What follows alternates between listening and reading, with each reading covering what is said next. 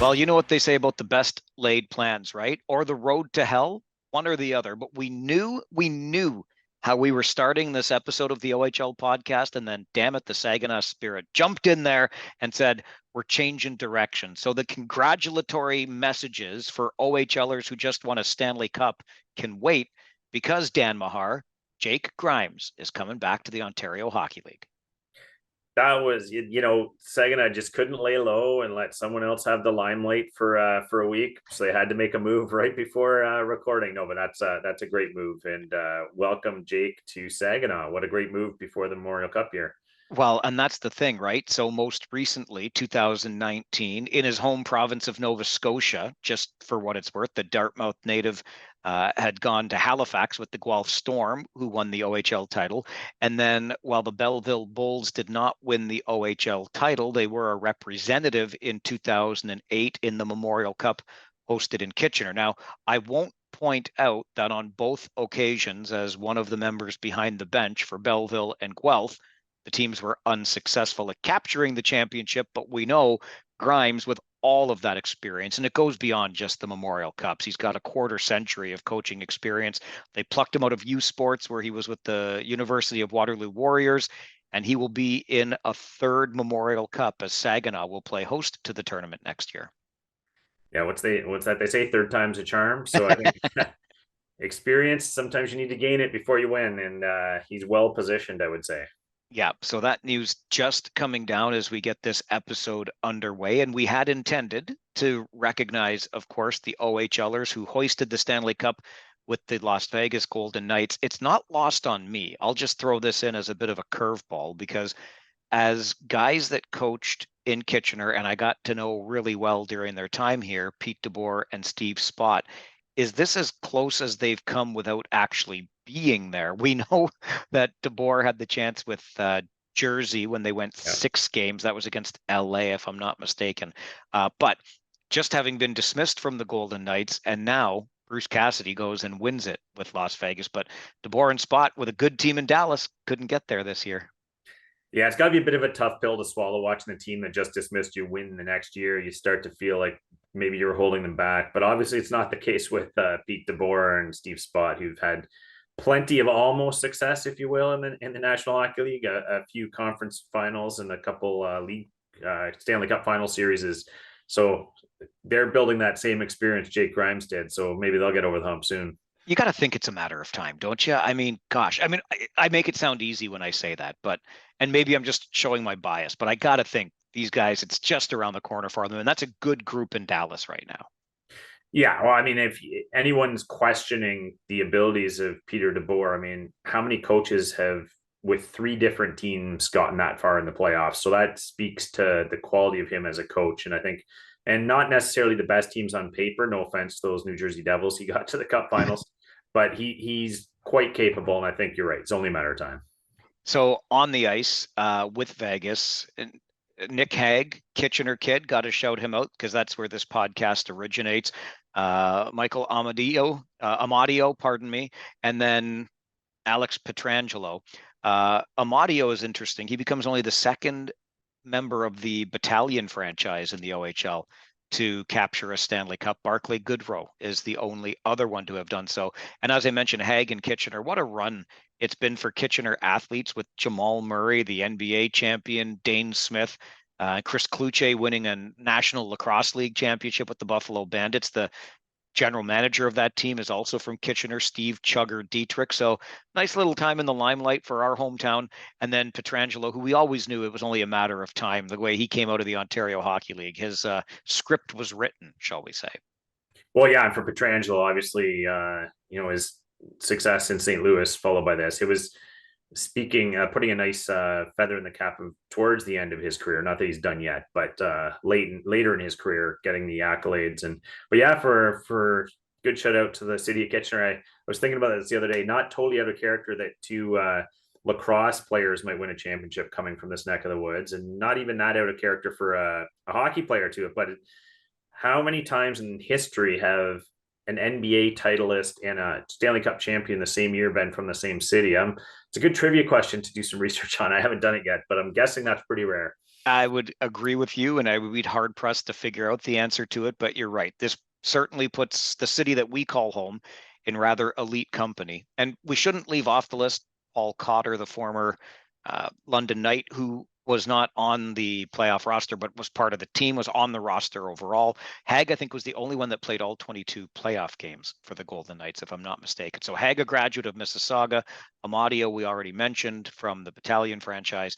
And Pietrangelo, of course, played with Niagara in the Ontario Hockey League. So those guys there, we should mention too. I mean, we could go on a pretty lengthy list when you start picking out scouts and everything else, but worth noting, Bruce Cassidy, a year earlier, having been dismissed by the Boston Bruins because apparently he was too hard on the guys, or too tough a coach, and he turns around and takes Vegas all the way to the promised land. He played for the Ottawa 67s and, of course, once coached the Kingston Frontenacs. And we should not forget former Oshawa Generals defenseman John Stevens in all of this. His third Stanley Cup as an assistant coach, having won twice with Los Angeles. So that's not a bad record either for Johnny. Oh, and I'm really glad you mentioned the coaching staff, Mike, because very strong OHL ties there, obviously. Bruce Cassidy, a very successful OHLer, in case those too young to remember. But an interesting connection you make there that I think is worth mentioning, which is the Nick Hag connection. And Nick Hag has always been a promising player, had a good OHL career, fairly highly drafted into the National Hockey League, had kind of been a fringe defender up until this season. But the inroads he made under Bruce Cassidy and John Stevens were remarkable this year. I think he transformed from a bottom of the defense core player to a guy you could put on the ice in pretty much any situation. Scored a big goal in the winning game as well. So I just saw a massive leap forward this year, and you got to give some of that credit to the former OHLers on the bench. I was sitting there like waiting. I was already preparing my post-game tweet for that Stanley Cup final that Nick Hag of Kitchener had the game-winning goal, because it was until the third period. And wouldn't you know, the guy that spoiled that, because Hag had scored the second goal, and I think Vegas got as high as 7-1 before it finished 9-3, whatever it was.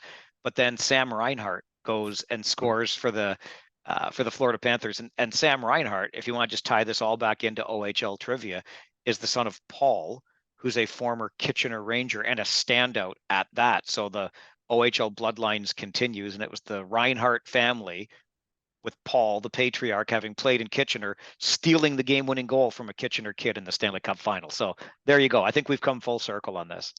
Yeah, the OHL connections run deep, and everywhere you look, there's another one. And yeah, Paul Reinhardt's probably far back for a lot of locals to remember, but like you said, a stellar OHLer. Like we're talking elite. So the bloodlines run thick there.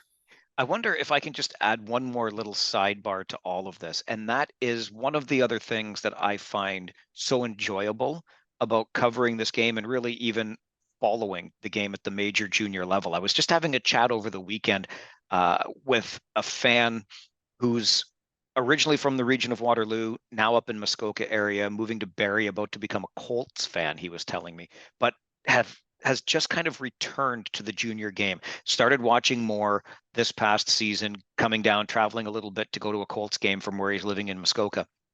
But the point is, talking about how much he enjoyed it. And for me, watching guys that I watched come through this league go on to do things in pro hockey, wherever that happens to be, is a massive thrill. And you almost become a fan more of the player than you do of a certain team. As much as I'm a dyed-in-the-wool Leafs fan, I know, make fun of me all you want.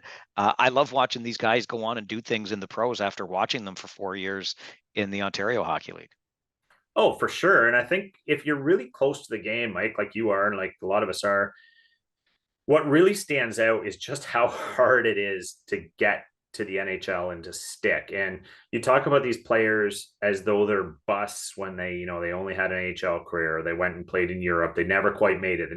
Well, those are phenomenal leagues. And to be able to play pro and make money playing hockey is incredible in its own right. But for these guys to actually get to the pinnacle, stick in the NHL, is quite something. It's no small feat. And you see all the people like Nick Hag's parents with him on the ice in Vegas, and you see this and how emotional they are. And over time, you see enough of these things, they just kind of pass you by without realizing. But it really means something to those people. That's an awful lot of hours, an awful lot of work, an awful lot of skill, consistency, hard work that gets you there and keeps you there. So you just gotta give full kudos to anyone that makes it and sticks and then wins the ultimate prize like they've just done.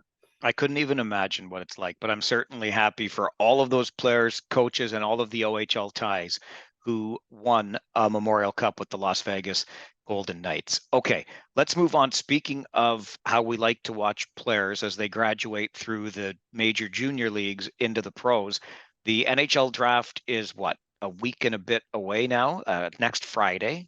It'll start. So next week's episode will focus almost exclusively on the players that, the draft and the highly touted prospects, et cetera.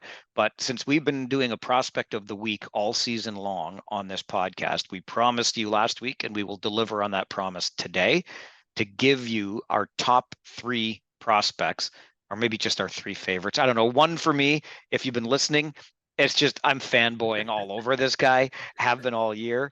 He'll come up in my 3, but let's talk about those 3 prospects. And Dansky, we'll start with you on the first one you want to bring to the table. These are guys that we've enjoyed watching this season that we are likely to hear called in the NHL draft in about 10 days' time. Sure, and Mike, I know I wasn't going to take your guy on you because I was sure you were going to have him, but and I'll just do a little preface on mine and saying I didn't just take the best 3 prospects most likely to have a star role in the NHL because that's easy. You can go down the prospect rankings and say, it's these 3 guys. They're the 3 OHLers ranked to go in the top 25. I didn't do that. I took what I consider to be my 3 favorite prospects in terms of almost under the radar, but guys that an NHL team I feel is going to get a steal by taking these guys that just impressed me all year. So they're a little slightly down the radar. But my first guy, Mike, with that preface. Just before you do that, sorry, I'm glad you said that because I was thinking of texting you like at the 11th hour, because when I was going over this too, I thought, you know what, I'm going to call mine beyond Barlow and Ritchie. Because everybody knows they're going to go in the first round, right? Yes. Colby Barlow, Callum Ritchie, see in the first round. So also going a little bit below the radar. And look at that. Without even texting you, we're on the same page. Okay, sorry for the interruption. No, all good. I'm glad you said that because I was thinking the exact same thing. We could just both come back.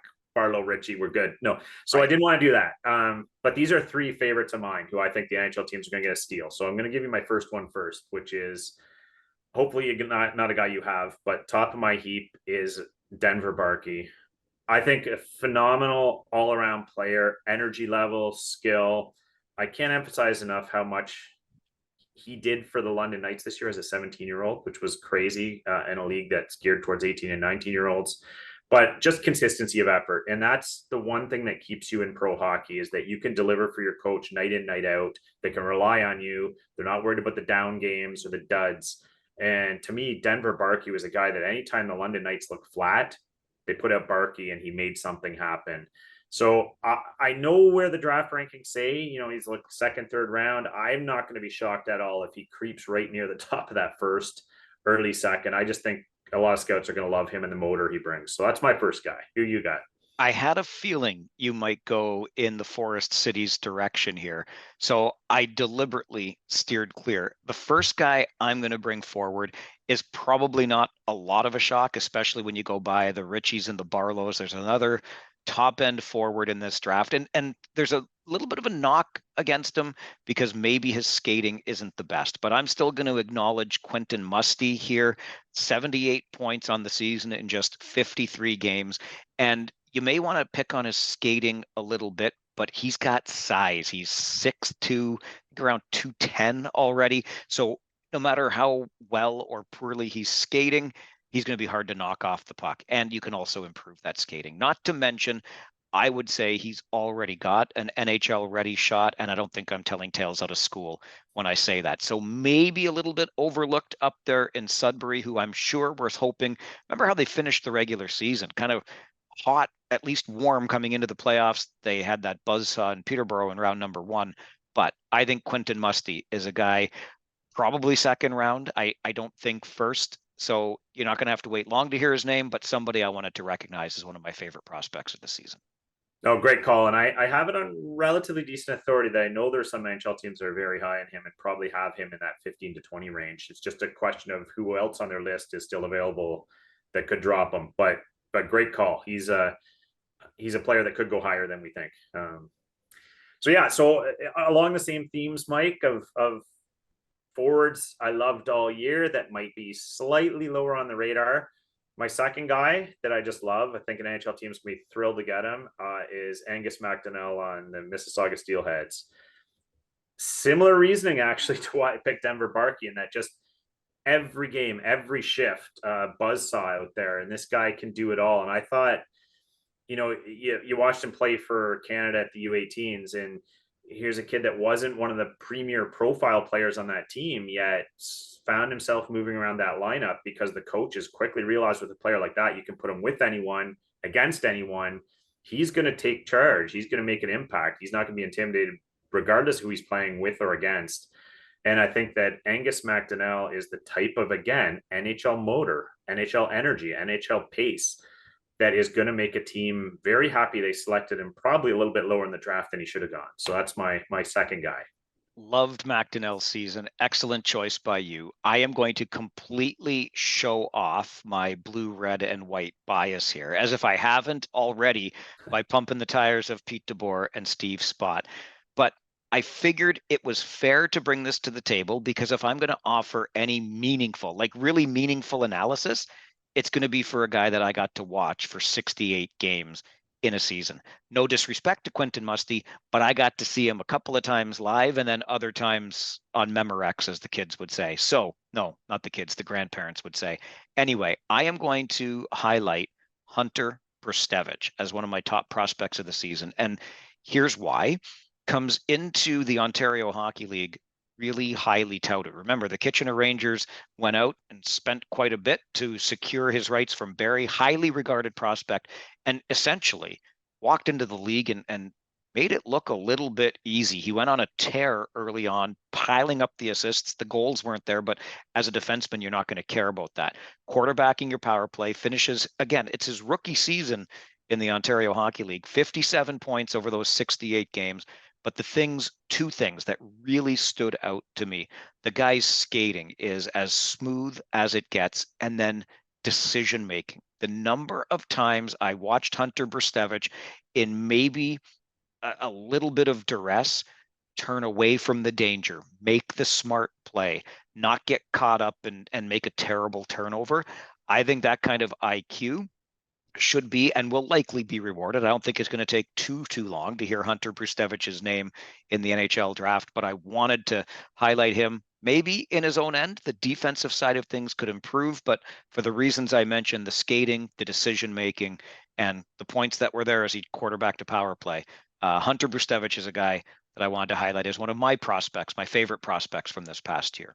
Before we get your third and final, Dan, and I think we already know who my third and final is. And before we have fun with artificial intelligence, because Lord knows there's no real intelligence on this podcast, do you think we can hang on for just half a moment and then come back with our tops? Sure. Okay, as long as Dan says it's okay. He's got his favorite prospect of the year. You already know who mine is, and are you kidding me? The lift lock Lancers? Is that anyway? We'll get to all of that still to come on this episode of the OHL podcast. Okay, Dan, that's enough of an interruption. Who you got as your favorite from this past season? First, I just have to give you quick props on your second guy, Hunter Brzustewicz. I love his game, love his escapism on the defense. He plays a pro game, the way he can pivot either side and just lose the forechecker. And we'll talk about this more probably in the next pod when we talk a lot about the draft. But the draft combine just happened, and I don't know if you looked at the combine results, but Hunter Brzustewicz was top 10 in about 3 different categories, especially around agility. So I think scouts took note. I wouldn't be shocked to see Hunter Brzustewicz's name called a little earlier than we may have thought. So wait a minute. You're already telling me that Musty's going to go higher than second round, and now you're indicating that Brzustewicz maybe he's going to be higher than I didn't pay attention to the combine. Shame on me. So Thanks for pointing that out. I just know that the combine results actually are taken quite seriously by a number of GMs around the league. And I know that when you start seeing your name show up in multiple categories, that usually gets you a bump at the draft. That's all I'll commit to saying at this point. But I won't be shocked if anyone that watched Hunter play this year is fairly high on him. So the scouts could have just skipped the combine and listened to this podcast for all they needed to know about Hunter Brzustewicz. We just gave it to them. Absolutely. Yeah, just follow this. It's your one stop. So All right, who's your top? all right. So my I wanted to get a defenseman in there. You took Hunter, so I'm gonna go with a guy that's a little bit under the radar, but I think pro written all over him. We saw Vegas win with an average size of 6'3" and 212, I believe it was on the back end. My guy is Andrew Gibson of the Sault Ste. Marie Greyhounds. I think flew a little under the radar this year on a lower scoring team that was down in the standings. What I love from him is, again, at the U18s, not to base too much on a tournament, but you saw a defense core that did not acquit itself very well. Andrew Gibson did. He started to earn the trust of the coaches and be put in some key situations. I think a lot of people who weren't familiar with the OHL and very not unfamiliar with the Sault Ste. Marie Greyhounds this year started to come out of the woodwork and say, "Who's this Gibson kid? This Gibson kid's pretty good." So I think when you watch that player play, you see he plays a simple, efficient game to the point. He obviously, as a 17-year-old defender, he had some blips on the radar this year, a couple injuries as well. But I think the pro tools are there. And I think that you'll see the type of defense cores these teams know they need to build to win in the NHL. We just referenced Nick Hague winning a Stanley Cup. Similar type game that you'll see from Andrew Gibson. So he's my final one, Mike. Who's yours? That is an excellent choice. And I've got a lot of time for the way they do things up in the Sioux and the development curve that we're going to get a chance to watch now with the Greyhounds in the Western Conference that we see more of, obviously. Excellent. So you go Barkey, McDonnell, and Andrew Gibson for your three. I've gone Musty, not a huge reach there. I wanted to highlight Hunter Brustevich, done. Do you want to just name the last one for me, Dan? Because I know that you know who I want. Listen, and I liked him even before he was traded. I want to say that. I was there first, okay? I'm just going to ask. I don't want to spoil your surprise for you, but are his initials similar to the postal code of Newfoundland? Yes, Okay. yes, they are. Absolutely true. I am the president of the Nick Lardis fan club, and I wanted to recognize him as my favorite slash top prospect of this season. Look, as I said, I had even picked up a little bit on his game in Peterborough, but it was really once he got traded to Hamilton that he blossomed. And I'm not telling tales out of school here either. Opportunity, and he met that opportunity with results. 46 points in just 33 games with the Bulldogs, and then adds 10 more in the playoffs, and for good measure, 4 more goals scored at the under 18 Worlds. I don't know what more you can say about this kid. Again, taking advantage of the opportunity. So is he going to be able to adapt as he comes up through the pros and he might start as a third line? Who knows when he gets there? The biggest thing for him right now is he might be a little bit undersized, but you can add size. So a guy that shows that he's ready to seize opportunity when it's presented to him and can put up points like he did with a not so great team in Hamilton. Let's not forget. Nick Lardis has got to be, for me, the guy that I most enjoyed as a prospect watching through this season. Yeah, what a trade for the Hamilton Bulldogs, and abs like another guy that you can put him in various roles. He was the trigger man on the power play at times, and just to harken back on the stat you just gave there, I don't know if people can appreciate how crazy 48 points in 33 games is for a 17-year-old player. Like that's phenomenal, and that usually projects well to the pro game if you can produce like that, because it means you can produce in a variety of ways with a variety of players. So great choice, Mike. I knew I had to leave him for you. Otherwise, he would have been on my list. So I appreciate that, and I hope the Nick Lardis fan club grows by at least 1 or 2 more people as we approach the draft. Like we said, next week's episode and the week after that, following the draft, we will focus almost exclusively on the players who will be picked and the players who then were picked before we take a little bit of a summer break and all go enjoy deck time and cold beer time and cottage time and all the other things we do here in this part of the world.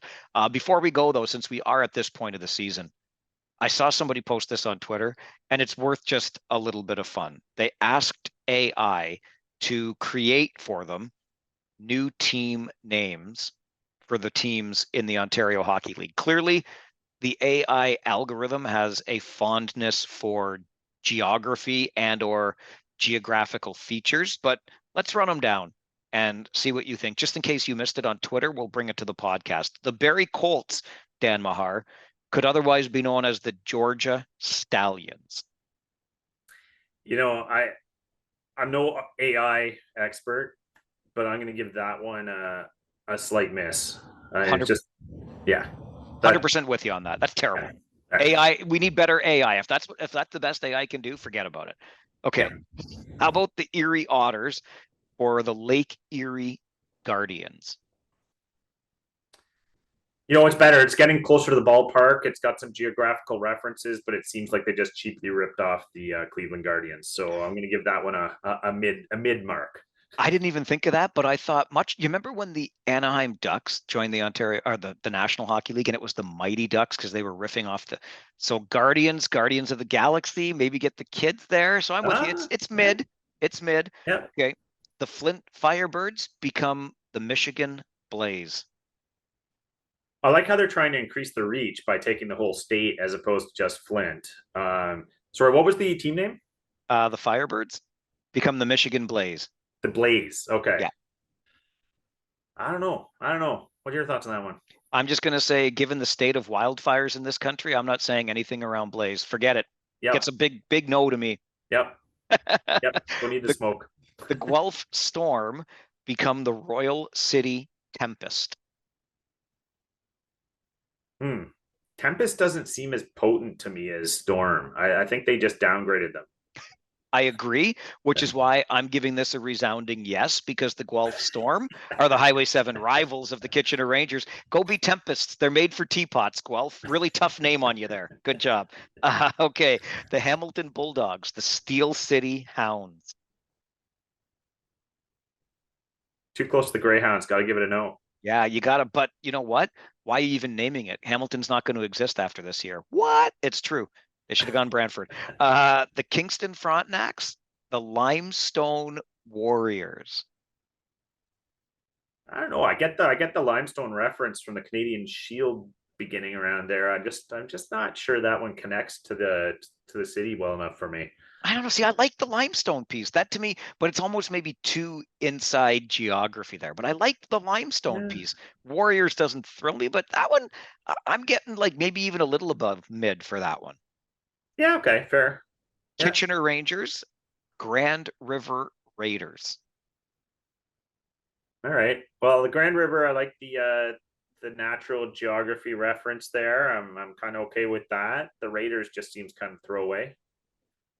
The problem is threefold. Okay, actually only twofold because Grand River solves one of the problems. First of all, there's a Grand River Collegiate in Kitchener, and the team nickname is the Renegades. So that's going to be confusing. There's also Kitchener Collegiate Institute, KCI, team nickname Raiders. So you're mixing metaphors there. But here's the problem this solves. As a guy that admittedly spends way too much time invested in local politics, because I also host a talk show in Kitchener, but people sometimes complain to me that the team is named the Kitchener Rangers when they draw from the entire region of Waterloo, which includes Cambridge, Waterloo, all these other places. So Grand River would solve that, but I'm giving it a thumbs down. Yeah.